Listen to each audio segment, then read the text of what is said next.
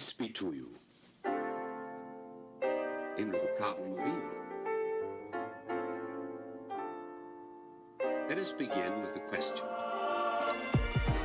Kia ora, nau mai haramai to another episode of Curiously Catholic, the Evangelion podcast.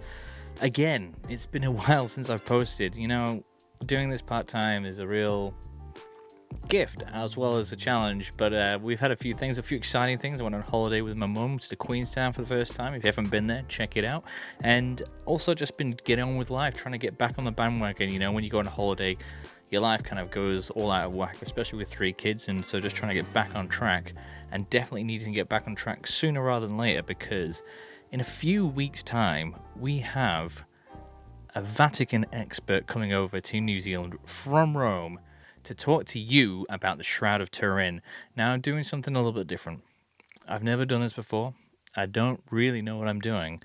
I'm doing a fundraising dinner. We're trying to raise funds for Evangelion to bring out some amazing guests, which I'll tell you about in a bit. It's going to be on the 4th of July at Fairway Event Centre on the North Shore, and we've got tickets on our website. I've been doing the website with a few friends and a lot of encouragement. We've been modifying the website. We put tickets on the website. We're getting Facebook ads. We're doing everything because we need people to turn up. We need to fill all the chairs, fill capacity, bums on seats, money's in pockets, so we can get more speakers out here. So a bit more about Father Dalton. He is a Vatican expert. He's there is a pontifical university.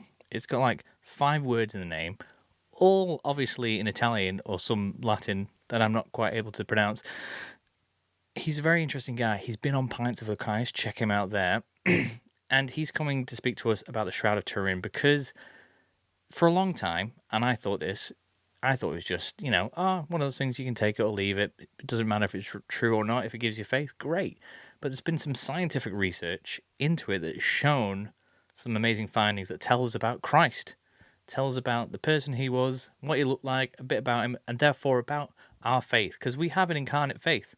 That's one of my favourite things about Catholicism, is all the teachings are about one thing, the fact that God once walked amongst us and was incarnate. So we can find out more about it on this one night only in Auckland. Come and check it out. Go on our website, 4th of July, Fairway Event Centre. Go on our website, buy a ticket to that because it's going to blow your mind. A few things that we've got coming up. So that, again, I said we're fundraising. I'm in conversation at the moment with a few people, one of which, the big wig that I really want to get over here, and actually he really wants to get over here. So that would be Christopher West. He came out a few years ago. We did a one-night-only one-night-only event, and it was amazing. Had 600 people turn up, and it was a great event. So I want to do that again, but I want to do it a few nights across a few different countries, a few different dioceses, a few different cities. I want to bring Chris West to everybody because he's got a message about theology of the body. It came from John Paul II. It came from the Lord, really, because we're not making this stuff out of nowhere. And he's doing a new series on the Eucharist, which is going to be very fitting for what's happening in Australia in, I think it's 2028, 2027. There's going to be a big Eucharistic event, congress, I can't remember what it's called, but it's going to be happening in Australia, and we're going to be doing this the year before that. So get together so we can make this happen. We want to spread the good news of theology of the body, which is the good news of the gospel, across New Zealand. Chris West has got a great way of doing that. So he's going to come out, but also hopefully next year I'm in conversations to get Alex Gerardo over here. Now, if you don't know about him, Google Voice of Reason, because his voice is very deep, very powerful, and it's got a great presence to it, but like his mind is brilliant. He's on debate after debate after debate, expounding the truths about the Catholic Church, and we're going to get him out to here. Hopefully he's going to do a tour across Australia and New Zealand. So we're in conversations about all those things that are coming up as big events. And for me, a bit closer to home, I've got a whole list of podcasts. I've decided I'm going to try and just book myself out, so then I've just got content to release and go. So coming up, future podcasts, I've got Father Dalton. I'm going to get him on over the phone. I'm going to call Rome and get him on the old interwebs. And then also I'm going to do another episode when he gets here, hopefully, a bit more personal, a bit more casual in person. We're going to have a guy called William West, who might be more of an expert on the Shroud than Father Dalton. He's from Australia. G'day. and he's published. He's on his third book. His third book is going to be released soon on Amazon. I'll give you all the details of that as we get closer. And then I've also got Bede Alexander from Fit for the Kingdom. They're an Instagram page, and they do lots of content around fitness, Catholicism, faith, and masculinity, and it's really good stuff. Father Frank Bird, who's Amara's father, and a lady, which is what I'm quite excited about, Stacey, I'm going to butcher this, Trasancos. She is a lecturer in one of the seminaries in the States, and we're going to be talking about quantum entanglement and Catholicism, so I'm quite excited about that one. And hopefully I'll be able to squeeze in a few solo episodes here and there. Hopefully you like those ones. I like the challenge of trying to make them. So we've got a lot going on, and it's not going to be, there's no point in doing it if you guys aren't engaging with it. So find out what we're doing on our website, on our socials, and get involved. And also, of course, like, share, and subscribe on Curiously Catholic. We're on YouTube and Spotify. But, so I think that's all the updates we've got going right now. But I wanted to get into a bit more of Catholic life.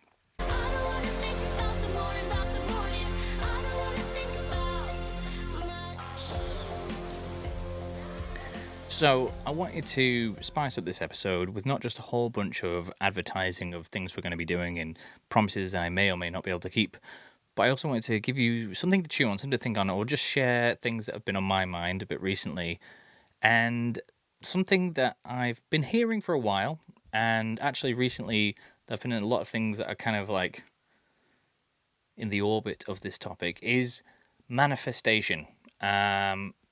You might have heard people talking about it, like, manifest your destiny, and basically it's kind of like making your life more successful. People talk about becoming wealthier and more successful in their endeavors through, like, kind of just willing it to happen, having quote unquote good vibes and saying nice things about yourself to yourself in the morning. And I'm wondering, is this something that we can actually do as Catholics? Is this bad? I don't know. So I figured I'd have a bit of a deep dive and think about it for a bit. And my initial reaction is it kind of takes me back to my days at Prifysgol Bangor, where I studied religious studies and theology, and I did a dissertation on Tibetan Buddhism and Carl Jung, the psychologist. I wouldn't recommend anyone read this. It was actually really badly. I looked back on it a couple of weeks ago, and I was like, oh my gosh. I think the person who marked it gave me a pass just so she could stop reading it. I don't know. It was just a pity pass. I don't know. But I did this dissertation, and whereas the actual work wasn't very good, the concept kind of stuck with me. The idea of the Buddhist concept of deities and Carl Jung's idea of archetypes kind of seem to have a mix.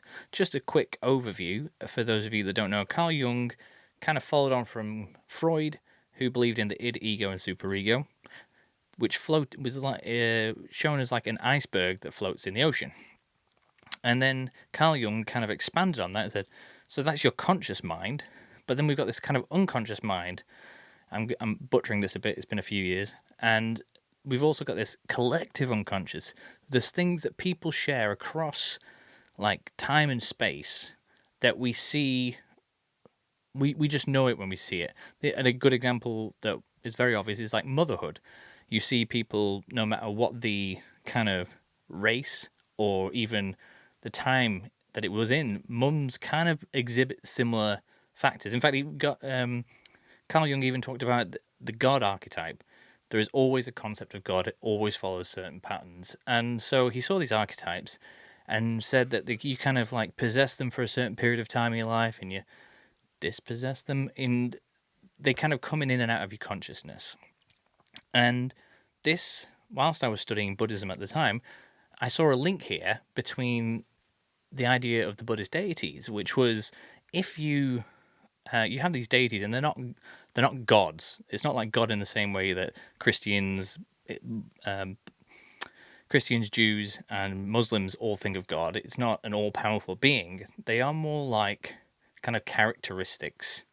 Similar, I suppose, in Catholicism, like patron saints have a certain thing. So, St. Anthony have lost things and you turn to him for certain reasons. But in Buddhism, it's more like these little gods that if you want this particular attribute, you will do certain sutras, or read certain sutras, say mantras, and do certain yogas to kind of possess them. And they would say that you see through the eyes of this deity.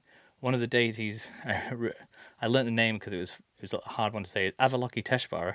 I don't know if I'm saying it right, actually, now thinking about it. But this is the deity of compassion, and I believe the Dalai Lama is somehow associated with him. Anyway, so you say all these things, you do these practices, and you possess these kind of deities, or they possess you, and you see through their eyes, and you are more compassionate, or you are more angry, or whatever you wanted to do, whatever it is. And so I'm not just going on a diatribe here. Like I said, I don't want anyone to read my dissertation, but I see the link here with this idea of manifesting, where the collective wisdom on this is, if you say certain things, if you say, I will be successful, you are powerful, looking at yourself in the mirror, if you stand in the power stance before you go into your interview, or whatever it is. You can tell I haven't gone too deep a dive into manifesting, but basically you do certain practices and you achieve certain goals, and it's through the practices that you do. So that's the vague link that I see there in how in Buddhism, enlightenment is something that can be gained through your own strength, and it's kind of reaching out to this mysterious spiritual realm, whereas manifesting, again, it's talked about, and it's how you live. It's on your own strength. You can gain certain things, and they appeal to the quote-unquote universe. And through this, you can have success in money, business, romantic relationships, bumping into your favorite speaker at a conference, or whatever it is.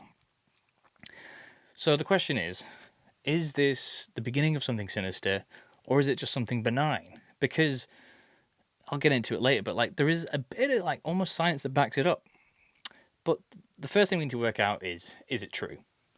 So I did a little bit of research I'm going to share with you on what is true, because I think I heard a quote somewhere once, and it really rings true to me, that we should be seeking truth where there is truth, because God is everywhere, and we don't want to put God in a box. And sometimes through realizing the truth that someone's speaking, we can bring them closer to the truth that is the Creator God that made us and wants to know us, because He is the truth, and we can bring them closer to little truths. So if we're able to see the truth in what people are saying, maybe we can bring them about. So what is truth?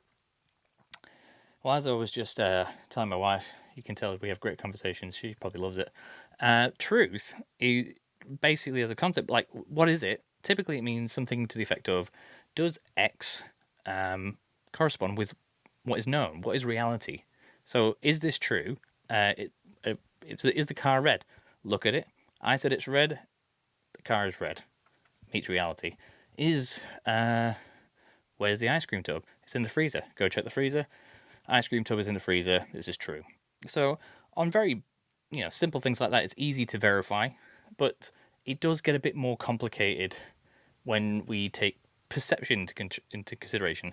Now, does this mean my truth is my truth and your truth is your truth? No, is the short answer to that. But there is something that we need to take into consideration.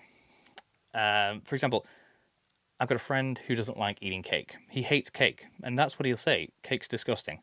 He's wrong, obviously. That does not correspond with reality. However, it is true that when he has cake, he doesn't like it. So, other than working out from this that he's obviously got something seriously wrong with him, we can also see that there is a reality here. Now, I think if we pushed this person and we, interviewed them and interrogated them a bit further, we might find that it's not that all cake is disgusting, but the cakes that he's had is disgusting. And maybe he's just eating bad cake. And he is objectively right that those cakes are disgusting. And so, the perception is different. And this shows us that, we don't know, we don't fully have a perception of everything. We can't fully perceive the truth of everything, not even ourselves. We may have heard this phrase that people say, or you might have seen it on a movie. People say, I'm a self-made man. And that's just, again, not true. No one can make themselves. And that seems like a bit of semantics, but, it's not even true in what they're saying. Everything I've done has been just because of me. The diapers that they pooped in as a child were not wiped by himself. The education this person got as a child and teenager were not gained by himself. Even like the jobs he got, he couldn't have got them if someone didn't hire him. So there is a lot. In fact, everything made him, or was part of making him. It might be truer to say, there was a lot that I had to overcome, and I have overcome it through, adversity and difficulty. And so what is true, we might always be able to perceive what is true from our own perspective, even about ourselves, even about cake.